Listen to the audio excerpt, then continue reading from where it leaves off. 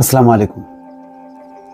সাবেক সচিব শাহ কামালের বাসা থেকে ৩ কোটি টাকা এবং বিদেশি মুদ্রা উদ্ধার। শেখ হাসিনার পুরো ১৫ বছরের শাসনামল ছিল দুর্নীতি, দুর্নীতি আর দুর্নীতি।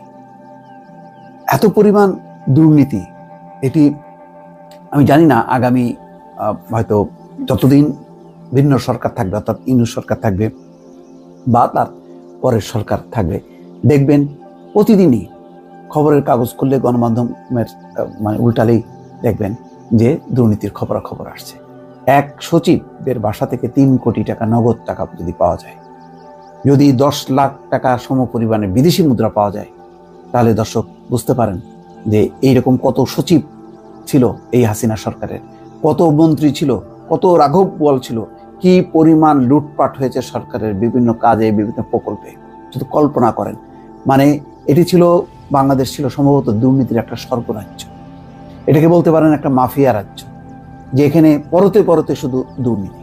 তারই নানান আলামত এখন উদ্ধার হচ্ছে। দুর্যোগ ব্যবস্থাপনা ও ত্রাণ মন্ত্রণালয়ের সাবেক সিনিয়র সচিব মোহাম্মদ শাহ কামালের বাসা থেকে নগদ ৩ কোটি টাকা, ১০ লাখ টাকা মূল্যের বিদেশি মুদ্রা উদ্ধার করেছে পুলিশ। এত টাকা ব্যাংকে রাখা তাদের টাকা নেই, কোথায় কি জবাব দেবে? টাকার তো কোনো শেষ নেই।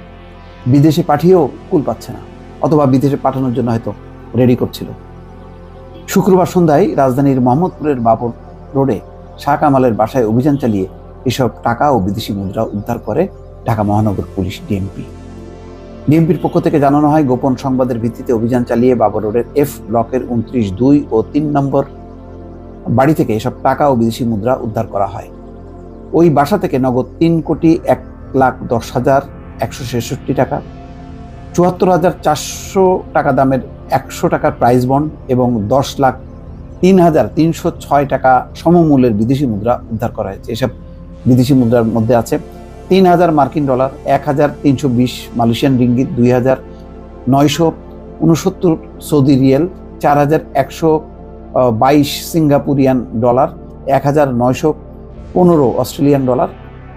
এইভাবে নানা রকমের মুদ্রা থাকে। তারা যত বিভিন্ন বিদেশে যান আর প্রচুর টাকা তারা ওই পার্সেন্টেজ কমিশনে তারা নেন। এটা হচ্ছে খণ্ডচিত্র।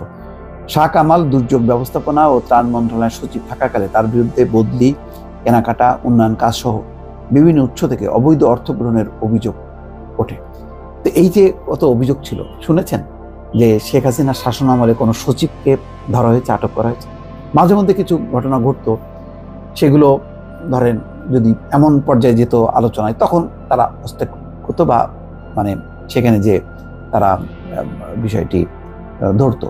কিন্তু নর্মাল সাধারণভাবে দুর্নীতির বিরুদ্ধে অভিযান কয়টা দেখছেন? দেখেননি, দেখার কোনো উপায় নেই। কেননা এই সচিবদের দুর্নীতির সাথে মন্ত্রীদের দুর্নীতি, তার উপরে দুর্নীতি, নানা জনের দুর্নীতি মিলেমিশে এরা তো সিন্ডিকেট। আপনি সিন্ডিকেট যদি করে ফেলে দুর্নীতিবাদরা যারা সরকারের সাথে যুক্ত, তাদেরকে ধরবেন কিভাবে? এখন রাজনৈতিক পট পরিবর্তনে তার কিছু কিছু আলামত দেখতে পাচ্ছেন। আশা করি এরকম চলতে থাকবে।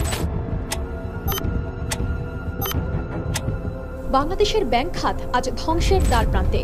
শেখ হাসিনা সরকারের ১.৫ দশকের শাসনামলে বিপুল পরিমাণ অর্থ লুট, পাচার এবং অনিয়মের ফলে দেশের অর্থনীতিতে সৃষ্টি হয়েছে ভয়াবহ সংকট। ২০০৮ থেকে ২০২৩ সালের মধ্যে ২৪টি বড় অনিয়মের কারণে ব্যাংক থেকে লুট হয়েছে প্রায় ৯২,২৬১ কোটি টাকা। এসবের মধ্যে সরকারের বিভিন্ন উন্নয়ন প্রকল্পের নামে নেয়া ঋণের বেশিরভাগই লুট হয়েছে।